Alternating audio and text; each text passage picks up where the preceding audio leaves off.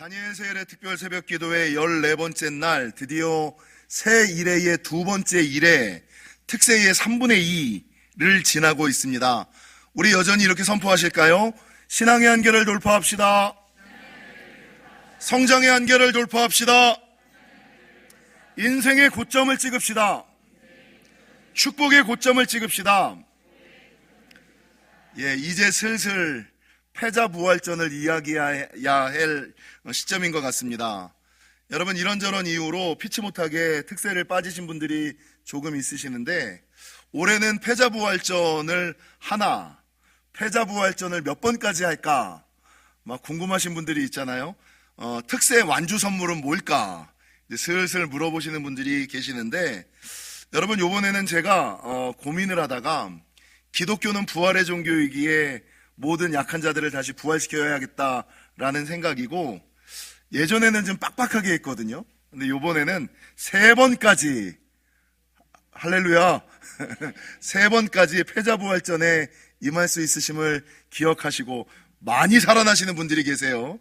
여러분, 3번까지 특세에 빠지신 분들은 그냥 부활하는 것이 아니라 그날 빠진 날의 교재를 읽고 빠진 날의 설교를 듣고 간단한 서머리와 느낌을 써서 교육자들에게 제출해 주시면, 여러분, 교육자실에서 스티커로 바꿔드림을 기억하시고 3번까지 빠진 분들은 예수님과 함께 부활하시는 은혜가 있으시기를 주님의 이름으로 간절히 축원합니다. 여러분, 오늘 본문은 초대교회였던 안디옥 교회에서 있었던 일로 이 본문은 우리에게 3가지를 시사하고 있습니다. 첫 번째, 본문 2절에 보니까 금식할 때 성령의 음성이 들렸다.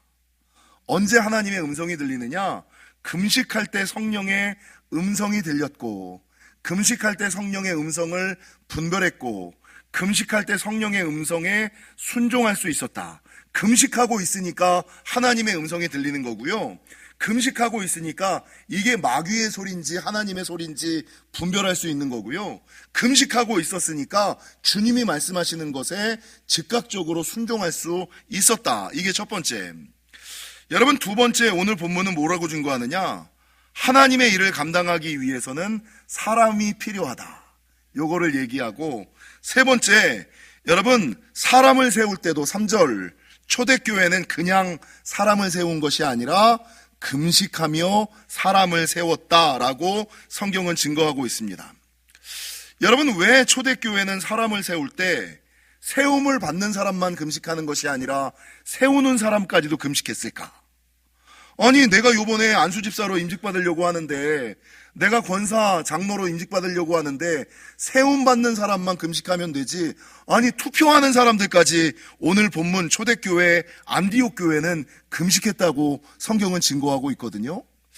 여러분, 왜 세움받는 사람뿐만 아니라 세우는 사람까지 금식하였을까? 거기에는 몇 가지 이유가 있습니다. 첫 번째는, 여러분, 그 교회와 그 공동체에 어떤 사람이 세워지느냐에 따라 그 공동체의 방향과 분위기, 미래가 달라지고, 여러분, 세움받는 자는 하나님의 능력으로 덧입혀져야지만 하나님의 일들을 감당할 수 있기 때문입니다. 그래서 세우는 자는 하나님의 뜻을 분별할 수 있는 지혜를 얻기 위하여 금식하는 것이고, 하나님의 뜻을 분별할 수 있는 지혜를 얻기 위하여, 그러니까 바른 지도자를 선별할 수 있는 지혜, 분별할 수 있는 지혜를 얻게 해달라고 금식할 때 성령의 음성이 들려오니, 여러분, 바른 지도자를 선택할 수 있는, 분별할 수 있는 지혜를 얻기 위하여 세우는 자는 금식하고, 세움받는 자는 내가 세움받아서 하나님의 일들을 감당할 수 있는 능력을 얻기 위하여, 세우는 자는 지혜를 얻기 위하여, 세움받는 자는 능력을 얻기 위하여 금식하였다라고 성경은 증거하는 거죠. 여러분, 제가 말씀을 준비하다가 그 옛날 아돌프 히틀러, 이 히틀러는 능력 있는 사람이었거든요.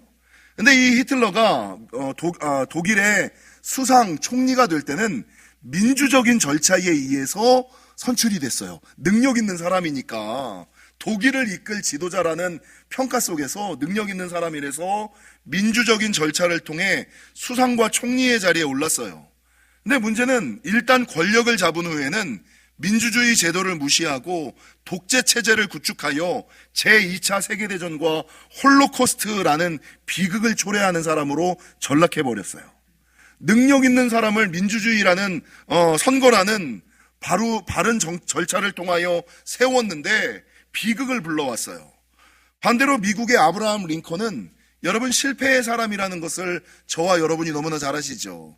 수없이 실패한 사람들, 그의 이력을 보면 이 사람은 능력 있는 사람이 아니고 이 사람은 뽑을 만한 사람이 아니었다고요. 근데 아브라함 링컨은 실패의 아이콘이었지만 대통령이 당선된 이후에 분열되어 있던 나라를 재통합하고 노예제도, 남북전쟁을 수습하고 여러분 노예제도까지를 폐지하여 새로운 나라의 기틀을 마련한 사람으로 여러분 역사는 기록하고 있다라는 것이죠. 그래서 우리는 어떤 사람이 세워지느냐에 따라 조직의 미래와 방향, 분위기가 달라짐을 기억하시고, 여러분 제가 목회를 하면 할수록 사람 보는데 자신이 없어요. 믿었던 사람이, 믿지 않았던 사람이, 그렇게 철저히 믿었던 사람이 사람들에게 뒤통수를 몇 번 맞아보시고, 믿지 않았던 사람들에게 격려를 받아보시면, 야, 내가 아무리 오래 살았고, 여러분 사람을 대하는, 목사처럼 사람을 많이 대하는 사람이 어딨어요. 근데 그럼에도 불구하고, 야, 사람 보는 눈이 없구나. 사람 속은 아무도 모르는구나. 하나님만 아시는구나. 그 사람이 하나님의 사람인지, 그 사람이 세상의 사람인지는 진짜 아무도 모르는구나. 이 생각을 절실하게 하고 있다는 거죠.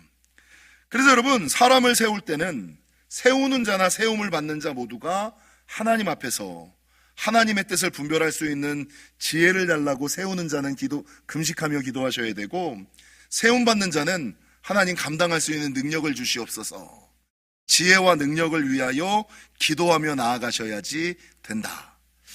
여러분, 가장 비근한 일로 예수님께서는 공생의 사역을 감당하시기 전에 40일을 금식하셨어요. 사명을 감당하기 전에, 부르심에 순종하기 전에 40일을 금식하시며 나아가셨다라는 것을 알 수 있다는 거죠. 여러분, 우리 영지교회가 이제 2월 8일 재직 선출을 눈앞에 두고 있어요. 근데 왜 재직을 선출할까? 오늘 본문에 그 답이 나와 있는데, 오늘 본문 2절을 보니까 성경은 이렇게 증거하고 있습니다. 내가 불러 시키는 일을 위하여 바나바와 사울을 따로 세우라. 하나님께서 내가 하고 싶은 일을 하기 위하여 직분자가 되는 게 아니에요. 내가 불러 시키는 일, 하나님이 시키시는 일을 감당하기 위하여 여러분 안수집사가 되고 권사가 되고 장로가 되고 목사가 되는 거지. 내가 하고 싶은 일을 하기 위하여, 여러분 교회의 직분은 자기가 꿈꾸는 것을, 자기가 세우는 것을, 자기가 하고 싶은 것을 자기 방법대로 하기 위하여 세워지는 직분이 아니라, 오늘 이 짧은 2절의 본문, 내가 불러 시키는 일을 위하여, 하나님의 일을 위하여 사람을 세우는 거고요. 그 하나님의 일은 여러분 하나님께서 시키시는 일, 하나님께서 맡기시는 일, 그 일을 감당하기 위하여 사람을 세우는 것이라는 것입니다. 즉 콜링, 부르심은 하나님의 일을 감당하기 위한 것이지 자기의 유익과 명예와 영달을 위하여 하는 것이 아니다. 그래서 내가 여러분 안수집사로 세워지고 권사로 세워지고 장로로 세워졌는데 하나님의 일을 하지 않는다.